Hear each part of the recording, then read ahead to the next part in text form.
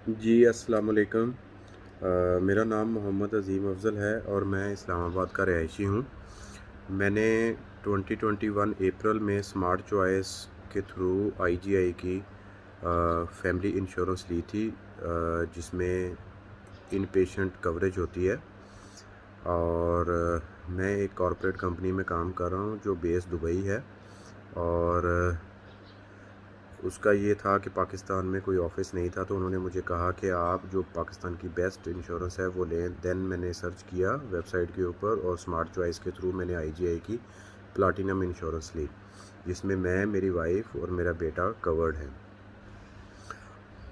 हुआ ये कि दिसंबर के अंदर जो है वो मेरी वाइफ को नेज़ल इशू होना शुरू हुआ। बेसिकली 2 मंथ पहले अक्टूबर में ये शुरू हुआ और दिसंबर में हमने जो है डॉक्टर को चेक करवाया, तो उसने हमें मेडिकेशन के ऊपर ले गया, ओरल के ऊपर। लेकिन आफ्टर 2 मंथ्स 3 मंथ्स यूजिंग उसमें कोई क्योर नहीं हो सका। और फिर हमने मार्च के अंदर डॉक्टर के साथ शिफा इंटरनेशनल हॉस्पिटल में ईएनटी हेड हैं डॉक्टर ज़फ़र रुबानी, उनके साथ कंसल्ट किया। तो उन्होंने सिटी स्कैन करवाया और कहा कि इसका जो सॉल्यूशन है वो सर्जरी है। देन मैंने पैनल जो शिफा के थ्रू जो है पैनल डिपार्टमेंट होता है उसके थ्रू किया, तो आईजीआई ने मेरा केस डिक्लाइन कर दिया और कहा कि ये जी प्री एग्जिस्टिंग होता है और हम इसको नहीं कर सकते, और आप अपना कैश के ऊपर आप इसको करें और हमसे रीएम्बर्स करें। देन मैंने जो है स्मार्ट चॉइस की टीम को इन्वॉल्व किया और स्मार्ट चॉइस ने जो है वो डायरेक्टली आईजीआई के साथ कम्युनिकेशन स्टार्ट की। और उनका भी मौक़िफ़ यही था कि आप इसको करवाएं। इवन के डॉक्टर ने जो रिक्वायरमेंट्स थी वो भी सारी पूरी करके दी। जो क्वेश्चंस थे बार बार आ रहे थे कि जी ये कब से है, इसकी डिज़ीज़ की एज क्या है, कब डेवलप हुआ है, ईच एंड एवरीथिंग एक शिफा इंटरनेशनल के जो हेड ऑफ़ ईएनटी हैं उन्होंने उसको करके दिया। और फाइनली हम 13 अप्रैल को इसके ऊपर सर्जरी के ऊपर गए और मैंने क्लेम्स फॉर्म सारे सबमिट करवा दिए स्मार्ट चॉइस को। उसके बाद आईजीआई ने बहुत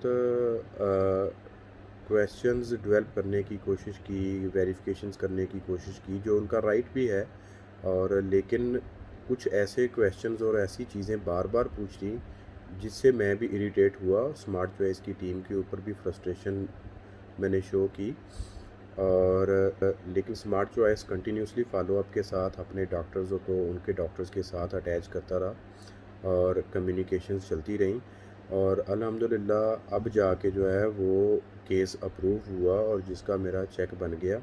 मेरा टोटल जो ख़र्चा आया था वो 2,63,250 रुपये आया था। और जो केस अप्रूव हुआ वो 1,96,000 समथिंग रुपीज़ का केस अप्रूव हुआ है। बाकी जो पैसे हैं वो उन्होंने अप्रूव इसलिए नहीं किए, कह रहे कि एक इस प्रोसीजर के अंदर एक स्टेप्टोप्लास्टी हुई है जिसको हम कवर नहीं करेंगे।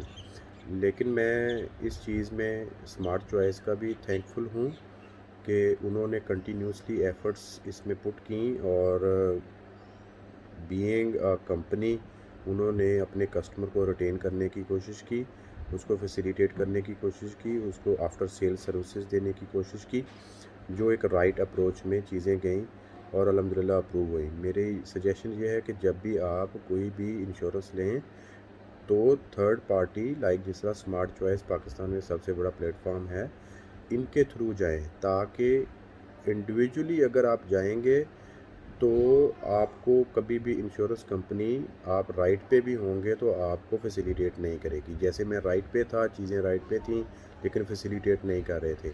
मेरे ये फ़ायदा हुआ कि मैंने स्मार्ट चॉइस को कंसिडर किया हुआ था, सारा केस उन्होंने मेरा हैंडल किया। तो थैंक यू सो मच।